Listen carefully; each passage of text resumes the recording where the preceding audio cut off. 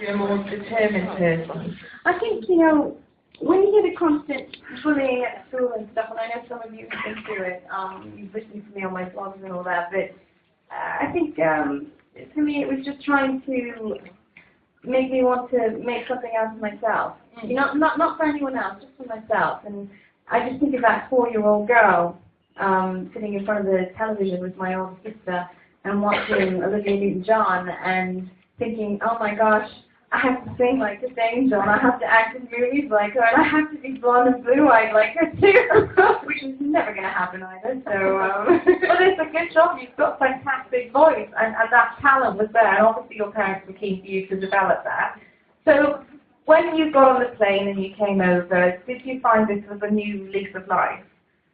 when I first came to London, I was really nervous because I didn't know anyone here. And I went to my where I was staying, my accommodation, and it was basically a glorified garden shed.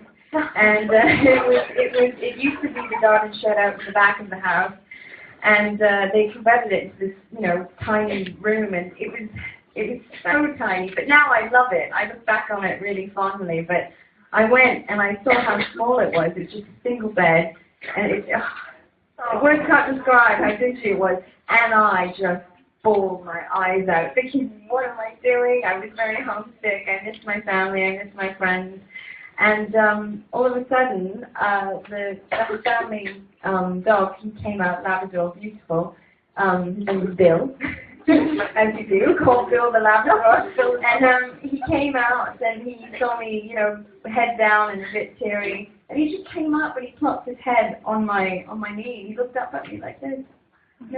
Everything's going to be okay. Oh. And he was so sweet. And he looked at me and I just thought, you know what?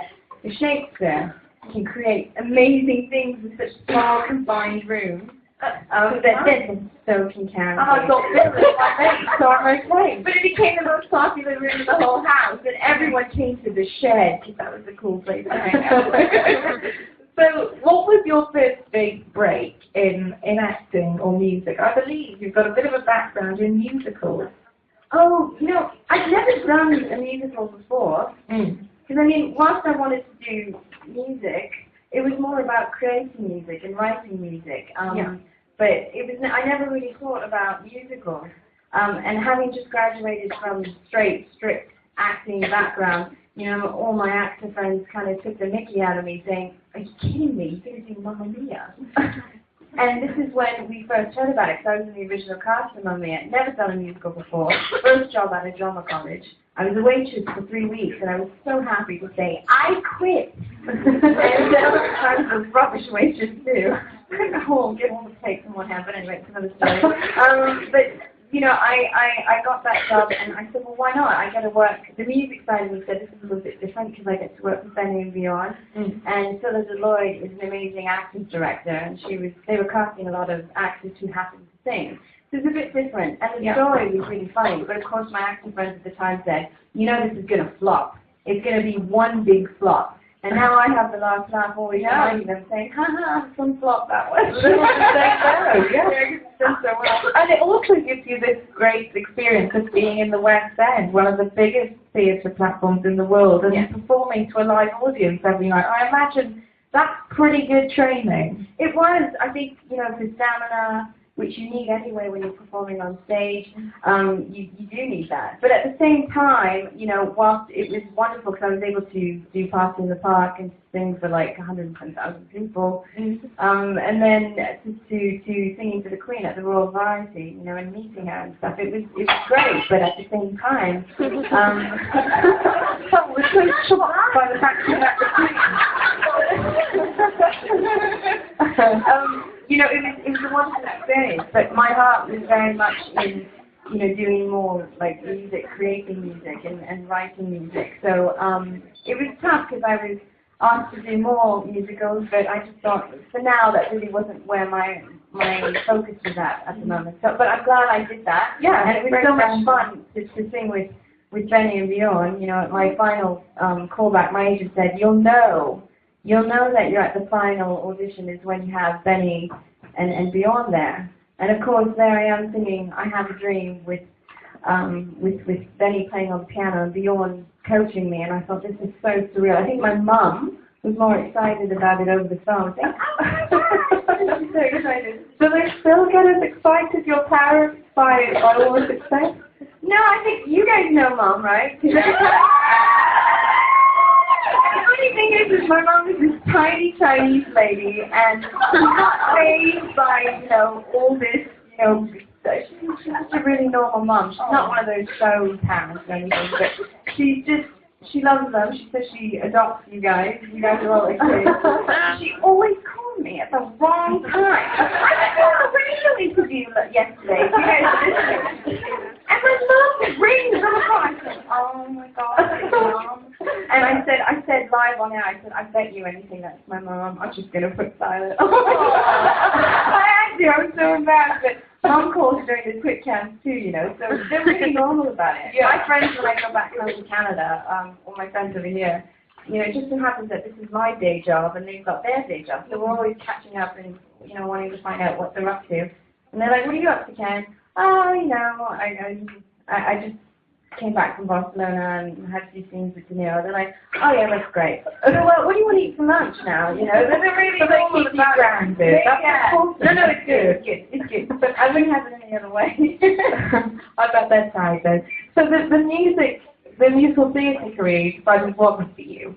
So what did you do? Did you decide to go out and audition for completely different roles, or do you need to take some time to think about it? I mean, it's always good to keep your options open, and you're not going to say no to things. I think going back to musicals, I think it was the right thing at the time, the right timing, and yeah, I'd be up for it. But I kind of had done that, and the thing is, because they have very long contracts, for a year and a half and everything, and after singing an ABBA song for about 862 times.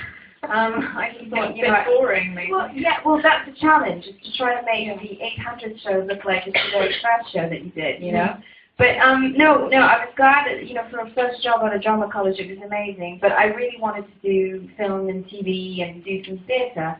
So my first movie I did was with James McAvoy and Ian McShane, called Bollywood Queen, which was a English cult film. And that was loads of fun, and then it kind of just went from there. And I think the minute that I just finished doing a Steven Seagal movie, and loads of other stories there, but I finished doing that, and I got a call from my agent to see if I wanted to do Colour Magic. I don't know if any of you have seen it, Colour Magic. It's that Terry Pratchett adaptation. So I play a baddie, Dieta, the dragon lady. I can't imagine you being a baddie, really. That's not meant to be my thing. You do know I like swords and I know, I've seen the pictures. And then whilst I was doing Colour Magic, Scorpion King kind of happened, and the next thing I know, I was in Cape Town filming for 3 months. So that's when things really started happening, and then Hollywood kind of came knocking on the door. And Hollywood, it's quite a mysterious word, really. We always hear about it. And what's it like being in Hollywood, working with these people? Is it just like an ordinary day on the film set, or is it a little bit more special because you're in Hollywood?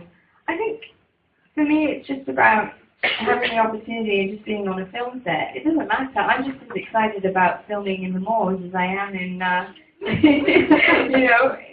I am in Bora Bora filming with this Couples Retreat. I think it's just about, there's nothing more exciting about waking up terribly early in the morning and just smelling the coffee brewing on the film set, and seeing it's so quiet and there's this tranquility on set, and see everyone sort of preparing the lights, and you just think, wow, we're all here to create something really magical, and I'm just so lucky and happy to be part of all that. Is there anyone that you particularly enjoy working with? Maybe a famous actor or actress? Must I? Well, let's start off with my favorite, shall we? James McAvoy is really sweet. I really love James. Yeah. James is so sweet. I like working with I'm always a team player. I like working with other actors who are team players, no egos to deal with and all that, and it's all about just enjoying ourselves and telling a story, you know. So James was just so much fun to work with, so charming and so down to earth and really lovely. I enjoyed working with him. I enjoyed working with John Favreau and Vince Vaughn on Couples of Choice. That would have been fun. I couldn't keep a straight face. I mean, I felt really bad. I was really nervous, you know, because when I flew to Bora Bora, they invited me straight to dinner, and I just thought that it was just going to be me and a couple of others.